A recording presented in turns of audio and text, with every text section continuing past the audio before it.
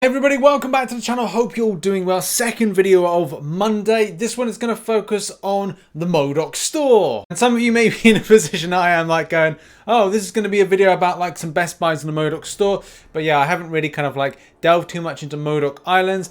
And that is just down to a time thing, availability, and really not overly enjoying this. But I am going to be doing a stream where I'm just going to blast through all of this in order to buy some of the stuff that I'm going to be talking about in this video. So let's talk about some of the best buys, shall we?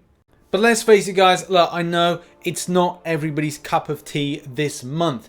And for me personally, I have bought, and I've bought the 5-star generics, which I've found useful to put on lots of different champions, but in particular, like specific ones that I quite like. Also, you know, there is stuff that's not really, well, accessible for those that are uncollected and below. And I do feel that uncollected this month haven't really been given that kind of leg up opportunity that, say, Cavalier has got. And, you know, there are some things in here. Yeah, okay, we've got the 5-star signature stone crystals, but I would say the availability for the 5-star shard side of things isn't great. As you can see, obviously you can buy a lot of 5-star shards, but when it comes to uncollected people, the thing of like most worth that you have is the 4-star shards, which, let's face it, that's not really how it's fair kind of broken down, especially with the cost, because it's 40 coins. But in any case, that is something to bear in mind. And I would say that if you are uncollected, some of the stuff that you should be shooting for are going to be things like making sure you bought the revives first, which can be helpful to get obviously content done, like Cavalier difficulty if you're considering it, and not to mention the fact of like health potions as well.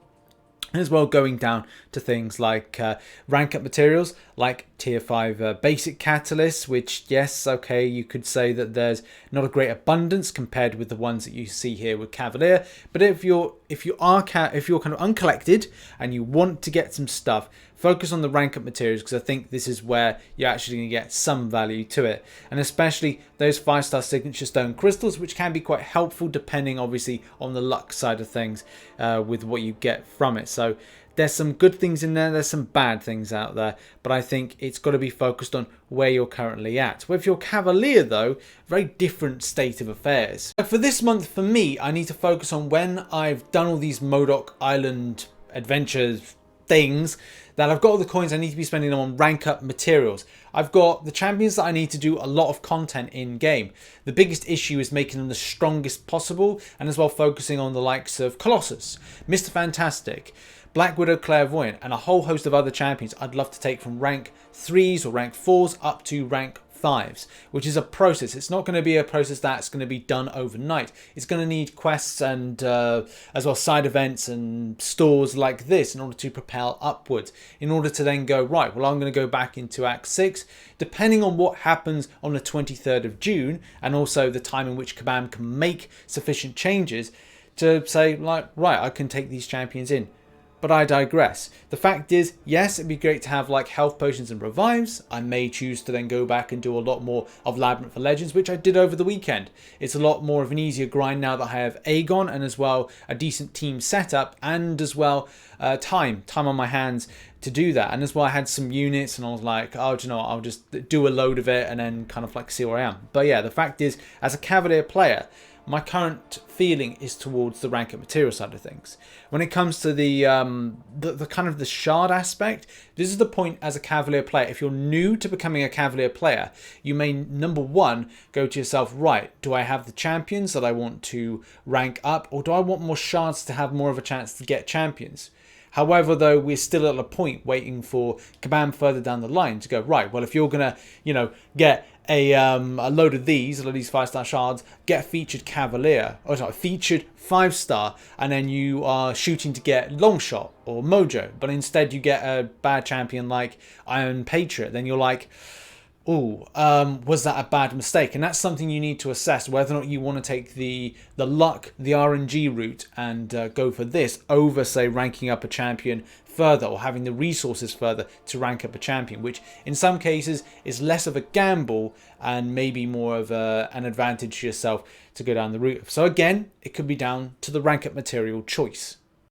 And this is where the glory store comes into it, and when you kind of like shift your spend, because like you could say, right, well, if I buy a load of tier 1 alphas this week because I need them for my champions, but if I go to like the Hotel Modok souvenir store and I pick up some more tier 1 alphas from this, obviously you're shifting your spend. So going, right, well, if I'm going to spend in the Modok store on the tier 1 alpha, then I can then go back over to the glory store, and instead of like buying a load of tier 1 alphas, and obviously they're going to increase in cost as you buy them, you can then shift your purchasing onto different things like health potions, revives, and as well as like tier 5 basic catalyst fragments and tier 2 alpha fragments. Obviously, as a player, you need to recognize that if you do want to get the 5-star awakening gem, you will be taking a gamble. There's no guarantee that the type of awakening gem that you want is actually going to ping up when you roll this. And it may be a case you've got some stuff from Rifts that you're like, well, I don't really need to spend 1,000 coins on this.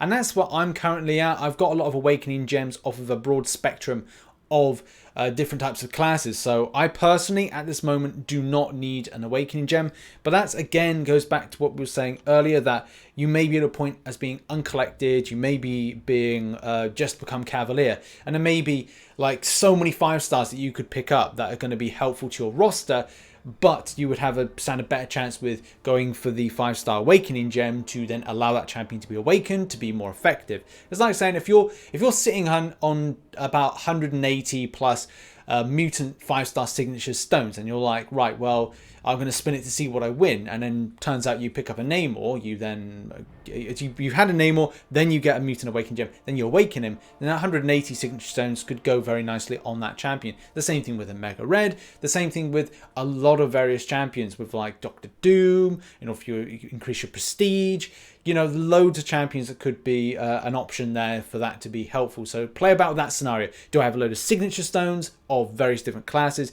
Would it be of value to spend 1,000 Modok coins? That's something to assess as well. I guess the main thing to point out is, what do you need currently? What are the current things in game that you are lacking? What do you need more of? What could be of value to buy to then strengthen your roster? Or at the same time, you know, start with things, crucial things like revives and health potions. Always a good place to start because you're always going to need them.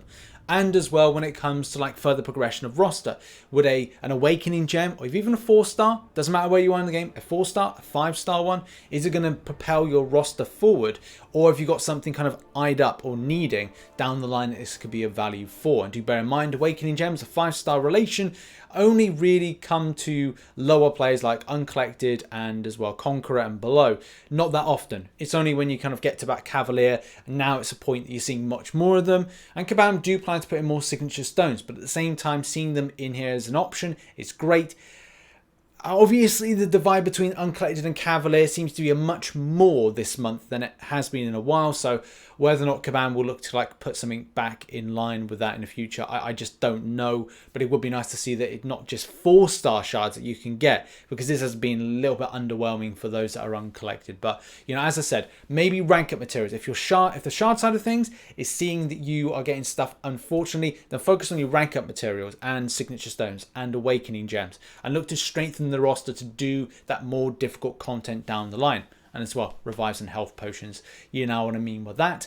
And as well, tier 4 class catalysts and other class catalysts, do bear in mind if you're picking up a lot when it comes to like questing, grinding, alliance quest crystals, etc., then it may not be of value to spend on them as well. In any case, that has been a video. Thank you very much for watching. If you did enjoy it, please hit the like button. It's just been a little video obviously focusing on some of the best buys and thought processes around where's the best places and what's the best things to buy in that particular store. And yeah, it sucks about like being uncollected on this month's side quest. Hopefully next month we see some great improvements, and especially moving forward to kind of like bridge the gaps, which obviously were quite noticeable this month. And don't forget to check out some content over there. Don't forget to check out some other stuff down here. And as well, I'll see you tonight for the live stream over on twitch.tv/RichTheMan live. Look forward to seeing you there. Bye bye.